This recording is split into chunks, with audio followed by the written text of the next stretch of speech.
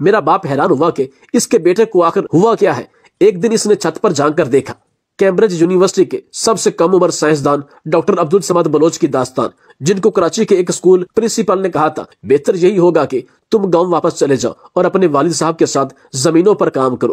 پاکستان کے صوبہ بلوچستان کے پسماندہ ضلع کے دور دراز گاؤں بلیدہ کے رہائشیوں نے کبھی سوچا نہیں ہوگا کہ ان کے علاقے کے ایک غریب طبقے کے ذمہ دار کا بیٹا خلائی ٹیکنالوجی پر کام کرنے والا سائنسدان اور برطانیہ کی کیمبرج یونیورسٹی میں اپنے ڈپارٹمنٹ کا سب سے کم عمر سینئر ریسرچر، سائنسدان اور فیلو ہونے کا اعزاز حاصل کرنے والا ہے۔ میرا تعلق ایک ایسے علاقے سے ہے جہاں پر تعلیم کا کوئی زیادہ رواج نہیں تھا، بلکہ پورے علاقے میں گنتی کے ہی چند لوگ ہوں گے جو خط وغیرہ پڑھ سکتے تھے۔ اس کے علاوہ خط بھی کوئی نہیں پڑھ سکتا تھا۔ میرے والد اور والدہ نے کبھی اسکول کا منہ نہیں دیکھا تھا، مگر بچپن ہی سے ان کی خواہش تھی کہ ہم پڑھ لکھ جائیں۔ ہم ذمہ دار ضرور ہیں اور زمینیں بھی کافی تھی، مگر ہماری زمینوں پر وہ پیداوار نہیں ہوتی تھی جو ہونی چاہیے۔ چنانچہ والدہ میری ضرورتیں پوری کرنے کے لیے کیا کچھ کرتی تھی میں بیان نہیں کر سکتا۔ اس سے بڑھ کر یہ کہ والد صاحب کو اقبال کے کچھ اشعار یاد تھے جو وہ مجھے اور میرے بھائیوں کو ہر وقت سنایا کرتے تھے، جس سے ہماری ہمت بن جاتی تھی۔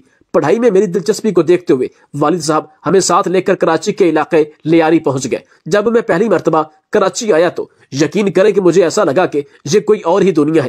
لوگ ٹریفک روشنیاں دیکھ کر حیرت زدہ ہو گیا۔ رات کے وقت جلتی لائٹیں دیکھ کر مجھے ایسا لگا جیسے میں کسی روشنیوں کے شہر میں پہنچ چکا ہوں۔ لیاری میں ایک اردو میڈیم اسکول میں داخلہ لیا، مگر جلد ہی اس بات کا اندازہ ہو گیا کہ جب تک انگریزی اچھی نہیں ہوگی اس وقت تک ترقی ناممکن ہے۔ اس صورتحال کا اندازہ ہونے کے بعد پڑھنے کی ٹھان لی۔ میں ایک دیہاتی بچہ تھا جو شہری طریقے کو زیادہ نہیں جانتا تھا، مگر میرے پاس والدین کا دیا ہوا اعتماد کچھ کر گزرنے کا حوصلہ تھا۔ اس موقع پر پرنسپل صاحب نے اپنے دفتر میں والد صاحب کی موجودگی میں میرا انٹرویو لیا اور انگریزی میں ہی مجھ سے بات چیت شروع کر دی۔ حالانکہ والد صاحب نے پرنسپل کو پہلے بتایا تھا کہ یہ یہاں داخلہ لینا اس لیے چاہتا ہے کہ اس کی انگریزی بہتر ہو جائے۔ صورتحال یہ تھی کہ انگریزی تو مجھے آتی نہیں تھی، مگر سمجھ لیتا تھا۔ سب سے پہلے انگریزی میں میرا نام پوچھا، جس کا میں نے اردو میں جواب دیا۔ اس کے بعد انہوں نے پوچھا کہ والد صاحب کیا کرتے ہیں۔ میں نے بتایا کہ زمینوں میں کام کرتے ہیں۔ اسی طرح انہوں نے کچھ اور سوال پوچھے جس سے میں نے کچھ اور سمجھا اور کچھ نہیں سمجھا۔ شاید ان کو اردو میں میرے جواب ناگوار گزرے۔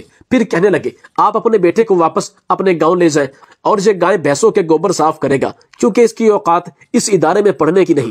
مجھے نہیں لگتا کہ یہ ادارے میں ٹک پائے گا اور آپ کے بیٹے میں اتنی اہلیت نہیں ہے۔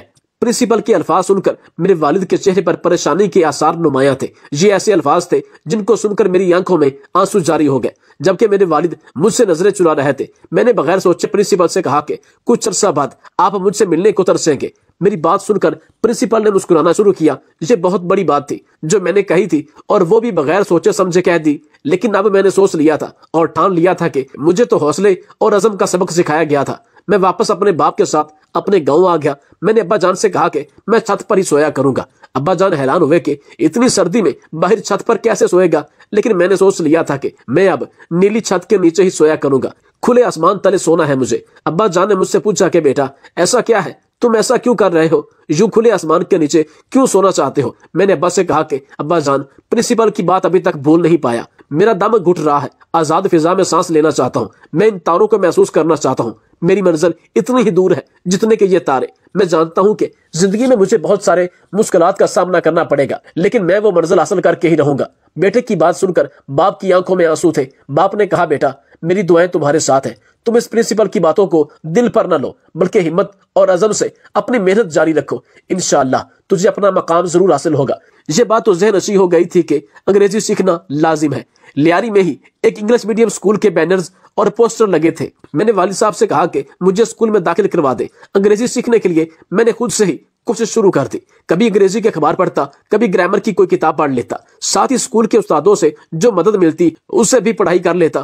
گو کہ یہ ایک چھوٹا سا اسکول تھا، لیکن کچھ استاد انتہائی محنت سے پڑھایا کرتے تھے۔ جب میٹرک کے امتحان تھے تو لوگوں نے مجھے نقل کرنے کی ترغیب دی، مگر میں نے انکار کر دیا کہ مجھے اپنی محنت کا پھل چاہیے اور محنت کا پھل ضائع نہیں ہوتا۔ یہی میری والدہ کی بھی مجھے نصیحت تھی، اور ہوا بھی یہی۔ میٹرک کا جب نتیجہ آیا تو میرا A+ گریڈ آیا۔ میں نے میٹرک 2003 میں کیا تھا، جبکہ اسی سال کے آخر میں DG سائنس کالج کراچی میں داخلہ لینے کی کوئی دقت پیش نہیں آئی۔ مایا ناز سائنسدان ڈاکٹر عبدالقدیر خان بھی اسی کالج میں پڑھتے تھے۔ FSC کے دوران میں ٹیوشن بھی پڑھتا رہا کیونکہ ظاہر ہے والدین پر اتنا بوجھ نہیں ڈال سکتا تھا، لیکن اس کی دوسری وجہ یہ بھی تھی کہ مجھے درس و تدریس اور تحقیق سے دلچسپی تھی۔ مجھے لگا تھا کہ اگر میں پڑھاؤں گا تو زیادہ سیکھوں گا، اور ہوا بھی یوں۔ ایف ایس سی کا سلسلہ اسی طرح چلتا رہا۔ جب نتیجہ آیا تو یہاں پر بھی میں نے A1 گریڈ حاصل کیا۔ ایف ایس سی کے بعد KPK کے شہر سوابی میں Ghulam Ishaq Khan institute of engineering science اور ٹیکنالوجی میں داخلے کے لیے انٹری ٹیسٹ دیا۔ تیاری پوری تھی، چنانچہ انٹری ٹیسٹ شاندار طریقے سے پاس کیا اور 100% سکالرشپ ملا۔ میرے بھائیوں نے تعلیم کو عموماً خیر بات کہہ دیا تھا۔ وہ چھوٹے موٹے کاروبار کر رہے تھے جس سے وہ ہر ماہ مجھے رقم بھیجتے۔ یہ رقم مجھ جیسے طالب علم جس کی ساری توجہ تعلیم پر تھی کافی تھی، جبکہ یونیورسٹی کی تعلیم تو سکالرشپ پر تھی۔ مطلب یہ کہ 7ویں کلاس میں کراچی آنے کے بعد جو مسائل شروع ہوئے تھے وہ FSC کرنے اور یونیورسٹی میں داخلہ لینے کے بعد ختم ہو چکے تھے اور کامیابیوں کا سفر شروع ہو گیا تھا۔ آج اگر میں تحقیق سے وابستہ ہوں تو در حقیقت یہ مجھے غلام اسحاق خان انسٹیٹیوٹ میں پروفیسر فضل احمد خالد کی ترغیب ہے اور حوصلہ تھا کہ میں نے یونیورسٹی میں ہی فیصلہ کر لیا تھا کہ مجھے تحقیق سے وابستہ ہونا ہے۔ یونیورسٹی میں 2009 میں فارغ ہوا اور اسی سال اینگرو کیمیکل کراچی میں ملازمت شروع کر دی۔ 1 سال تک ملازمت کرتا رہا۔ اسی دوران تحقیق اور اعلیٰ تعلیم کے مختلف اسکالرشپ پروگرامز اور اداروں سے رابطے میں رہا، جس کے بعد مجھے جاپان، کوریا، کینیڈا، جرمنی، امریکہ اور ابو ظہبی سے اسکالرشپ ہوئی۔ MPhil اور ریسرچ کرنے کے لیے سب سے بہترین آفر خلیفہ یونیورسٹی ابو ظہبی سے ملی، کیونکہ اس کے ساتھ امریکہ کی MIT یونیورسٹی کا بھی تعاون تھا۔ دوسری بات یہ کہ ریسرچ کے دوران ان کا اعزازیہ ایک اچھی تنخواہ جتنا تھا، جس کی وجہ سے میں نے قبول کر لیا۔ اس کے بعد scholarship he university of Tokyo سمیت بہت سے عالمی اداروں میں ریسرچ کی، اور PIT کے دوران میری تحقیق زیادہ تر گرافین نام کے معاہدے پر تھی، جس کو استعمال کر کے مختلف آلات بنائے جاتے ہیں۔ یہ ریسرچ بہت سے بین الاقوامی اخبار میں شائع ہوئی۔ جب میری ریسرچ شائع ہوئی تو مجھے امریکہ، ابو ظہبی، ٹوکیو سے مختلف آفرز آئیں۔ میری ریسرچ کیمبرج یونیورسٹی کے ایک مایہ ناز سائنسدان کو اچھی لگی، جنہوں نے مجھے وہاں جاب آفر کی۔ ویسے تو تنخواہ اور مراعات کے حساب سے بہترین آفر ابو ظہبی کی تھی، لیکن میرا مقصد تنخواہ نہیں تھا بلکہ اگلی منزل تک پہنچنا تھا۔ چنانچہ میں نے یونیورسٹی سے آنے والی آفرز کو قبول کیا، کیونکہ مجھے تحقیق کے میدان میں کام کرنا تھا۔ شاید دنیا بھر میں تحقیق کے حوالے سے سب سے بہترین سہولتیں اور ماحول کیمبرج یونیورسٹی میں ہی دستیاب تھا، جہاں سے نیوٹن جیسے سائنسدان منسلک رہ چکے ہیں۔ 2 سال تک کیمبرج میں ریسرچ سائنسدان کی حیثیت سے کام کرنے کے بعد مجھے سینئر ریسرچ سائنسدان کی حیثیت سے کام کرنے کا موقع ملا۔ مجھے پتا نہیں، مگر کہا جاتا ہے کہ کیمبرج میں ریسرچ سائنسدان سے سینئر سائنسدان کا درجہ حاصل کرنے کے لیے 2 سال بہت ہی کم عرصہ ہے، اور مجھے بھی یہی لگتا ہے کہ میں وہاں سب سے کم عمر سینئر سائنسدان ہوں۔ کیمبرج میں جانے کے بعد بہت سے یورپی کمپنیوں اور اسپیس ایجنسیوں کے ساتھ مل کر اسپیس ٹیکنالوجی سے منسلک آلات بنائے۔ ان آلات کو ٹیسٹ کرنے کے لیے وقتاً فوقتاً خلائی جہاز اور مصنوعی سیارے لانچ کرتے ہیں، جن میں پیرابولک فلائٹ، ساؤنڈ راکٹ اور دیگر اسپیس کرافٹ شامل ہیں۔ گرافین کو پہلی مرتبہ خلا میں بھی جانے کا موقع ملا۔ مختلف تحقیقات بھی جاری ہیں، جن میں سینئرز کے علاوہ خلا میں اگر جسم پر زخم لگ جائے تو اس کو کس طرح بھرا جائے، اس پر بھی کام جاری ہے۔ اس کے علاوہ پاکستانی طالب علموں کے لیے برطانیہ کی کچھ تنظیموں کے ساتھ مل کر ایک پروجیکٹ شروع کر رہے ہیں، جس میں ان کو سیٹلائٹ فراہم کرنے کی کوشش کر رہے ہیں۔